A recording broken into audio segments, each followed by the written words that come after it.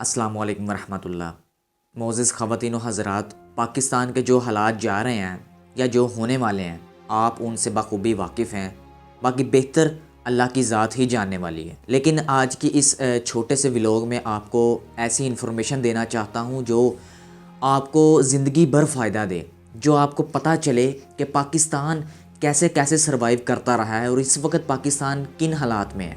سب سے پہلے میرے ہم عزیز دوستو، میں بات یہاں سے سٹارٹ کرنا چاہتا ہوں کہ نیوزی لینڈ کی جو وزیر اعظم ہیں وہ ایک عورت ہیں۔ پارلیمنٹ کے اندر وہ خطاب کر رہی تھیں اور بولتے بولتے ایک ایسا لفظ منہ سے نکل گیا جو مخالف پارٹی کو برا لگا، کیونکہ وہ مخالف پارٹی کے خلاف ہی لفظ بولا تھا۔ تو جو دوسری پارٹی کا ہیڈ تھا اس کو یہ بات بہت بری لگی، اس کا نام ہے ڈیوڈ سمر۔ تو جب اس کو اتنی بات بری لگی تو اس نے کسی غیر اخلاقی جذبات کا مظاہرہ نہیں کیا، نہ اس نے گالی نکالی۔ جب اس کی باری آئی تو اس نے جوابی طور پر ویسا جواب نہیں دیا جیسا ہمارے پاکستانی دیتے ہیں۔ اس نے کوئی گالی گلوچ نہیں کی، اس نے کوئی بھی ایسے ویسے برے الفاظ نہیں کہے، نہ اس نے میڈیا کے اوپر جا کے ڈنڈورا پیٹا کہ مجھے اس نے ایسا کہا ہے۔ کچھ بھی انہوں نے ایسا ویسا نہیں کیا کہ اخلاقی جذبات کو ٹھیس پہنچتی۔ انہوں نے نا ایک چھوٹا سا مطالبہ کیا ڈیوڈ سمر نے کہ آپ نے جو بھی الفاظ میرے خلاف بولنے ہیں آپ ان کا مداوع کریں۔ مداوع آپ نے کیسے کرنا؟ آپ نے جرمانہ بھرنا ہے۔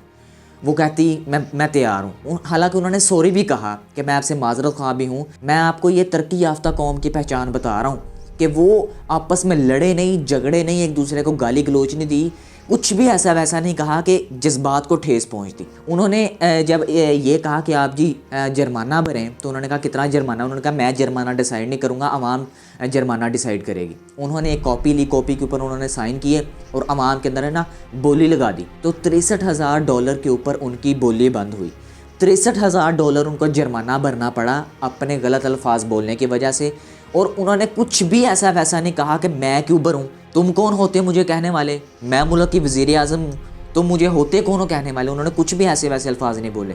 انہوں نے کہا سمپل سوری، اگر نہیں سوری سے بات بنتی تو میں جرمانہ بھرنے کے لیے تیار ہوں۔ عوام نے جرمانہ ڈیسائیڈ کیا، $63,000 جرمانہ ڈیسائیڈ ہوا۔ انہوں نے جرمانہ بھر دیا اور وہ جرمانہ بھی ملک کے خزانے کے اندر نہیں گیا، عوام کی فلاح و بہبود کے اندر خرچ ہوا۔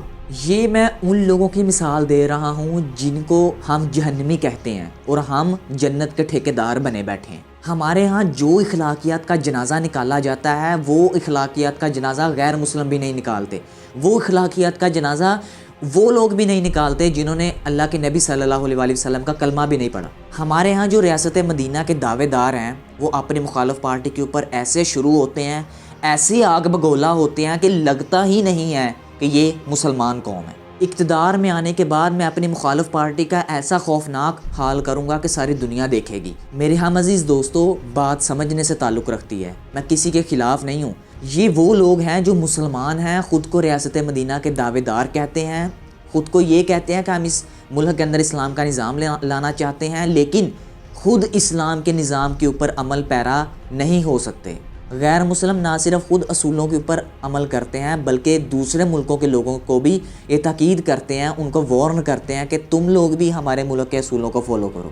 اصل میں IMF ہی یہ ڈکلیئر اعلان کرتا ہے کہ کون سا ملک ڈیفالٹ کر گیا ہے۔ کوئی بھی ملک ڈیفالٹ دو صورتوں میں ہوتا ہے، یا تو وہ قرض دے نہیں سکتا یا وہ قرض دینے کے لیے تیار نہیں ہے۔ اللہ نہ کرے صرف پاکستان ہی نہیں اپنے قرضوں کی وجہ سے ڈیفالٹ کرے گا، باقی دنیا کے بہت سے ممالکوں نے اپنے قرضوں کی وجہ سے ڈیفالٹ کیا ہے، جن کے اندر سری لنکا شامل ہے، ارجنٹائن شامل ہے، لبنان شامل ہے اور زمبیا شامل ہے۔ پاکستان بھی اس وقت ڈیفالٹ کے بالکل قریب ہے یا ڈیفالٹ کے خطرے میں ہے۔ ڈالر کی قیمت دن بدن بڑھ رہی ہے اور جو قرضوں کی ضرورت ہے وہ بھی دن بدن بڑھ رہی ہے۔ اس وقت پاکستان بہت ہی چیلنجنگ اور پیچیدہ صورتحال پر کھڑا ہے۔ اسٹیٹ بینک آف پاکستان کے پاس اس وقت $5.82 بلین پڑے ہوئے ہیں، صرف اور صرف یہ پڑے ہوئے ہیں، جو کہ پچھلے 8 سالوں کے اندر پاکستان کبھی ایسی صورتحال میں نہیں آئے۔ اس وقت پاکستان کے پاس اتنے رقم بھی نہیں ہے کہ بندرگاہوں کے اوپر جو مال سٹاک پڑا ہوا ہے، کنٹینر کے کنٹینر لدے پڑے ہیں،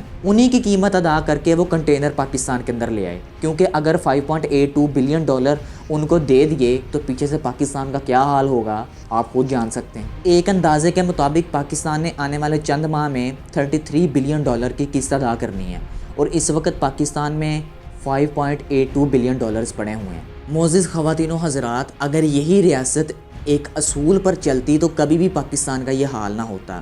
میں ابھی بھی دعوے سے کہتا ہوں، میں ابھی بھی پوری ذمہ داری سے کہتا ہوں کہ اگر پاکستان کے اندر اسلامک نظام آ جائے، کوئی ایسا انسان آ جائے جو اسلامی نظام کو سمجھتا ہو اور اسلامی نظام کو پوری طرح لاگو کرنا جانتا ہو، تو پاکستان ابھی بھی اس صورتحال سے بڑے اچھے طریقے سے نکل سکتا ہے۔